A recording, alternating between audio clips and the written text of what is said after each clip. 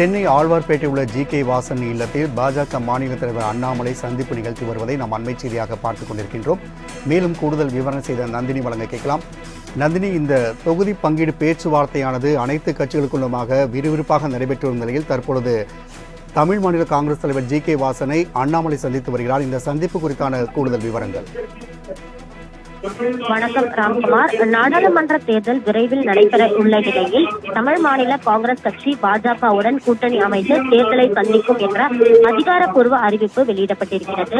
அதனையொட்டிதான் பாஜக மாநில தலைவர் அண்ணாமலை சென்னை ஆழ்வார்பேட்டையில் இருக்கக்கூடிய தமிழ் மாநில காங்கிரஸ் அலுவலகத்தில் தமிழ் மாநில காங்கிரஸ் கட்சி தலைவர் ஜி.கே. வாசனை நேரடியாக சந்தித்து பூங்கொத்து கொடுத்தும் சால்வை அணிவித்தும் தன்னுடைய வாழ்த்துக்களை தெரிவித்துக் கொண்டார். இதன் நிலையில்தான் நாடாளுமன்ற தேர்தலை பொறுத்தவரையில் வரக்கூடிய ஏப்ரல் நடத்துவதற்கான அனைத்து ஏற்பாடுகளையும் தேர்தல் ஆணையம் மேற்கொண்டு வருகிறது. நாடாளுமன்ற தேர்தல் நெருங்கி வரக்கூடிய நிலையில் கூட்டணி பேச்சுவார்த்தையில் அனைத்து கட்சிகளும் ஈடுபட்டு வருகிறார்கள். பாஜகவை பொறுத்தவரையிலும் கூட தொடர்ச்சியாக பல்வேறு கட்சிகளுடன் கூட்டணி பேச்சுவார்த்தை நடத்தி வருகிறது.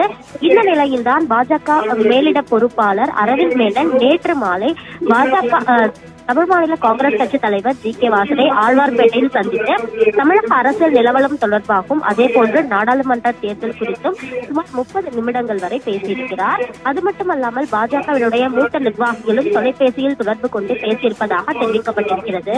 அதன் அடிப்படையில் தான் நாடாளுமன்ற தேர்தலில் தமிழ் மாநில காங்கிரஸ் கட்சி பாஜகவுடன் கூட்டணி அமைத்து தேர்தலை சந்திக்கும் என்ற அதிகாரப்பூர்வ அறிவிப்பு என்பது வெளியிடப்பட்டிருக்கிறது. இந்த நிலையில்தான் பாஜக மாநில தலைவர் சென்னை ஆழ்வார்பேட்டையில் ஜி.கே. வாசனை நேரடியாக சந்தித்து கொடுத்தும் சால்வை அணிவித்தும் தன்னுடைய வாழ்த்துக்களை தெரிவித்திருக்கிறார். தமிழ் மாநில காங்கிரஸ் கட்சி தரப்பை பொறுத்தவரையில் 2+1 என்ற அடிப்படையில் இடம் ஒதுக்கீடு செய்ய வேண்டும், தொகுதிகள் ஒதுக்கீடு செய்ய வேண்டும் என்ற கோரிக்கை என்பது முன்வைக்கப்பட்டிருப்பதாகவும் தகவல் வெளியாகியிருக்கக்கூடிய நிலையில் அடுத்த கட்ட பேச்சுவார்த்தையில் தான் எந்தெந்த தொகுதியில் தமிழ் மாநில காங்கிரஸ் கட்சி போட்டியிடும் என்பது குறித்தான அதிகாரப்பூர்வ அறிவிப்பு என்பது வெளியாகும் எனவும் தகவல் என்பது வெளியாகியுள்ளது. ராம்குமார்.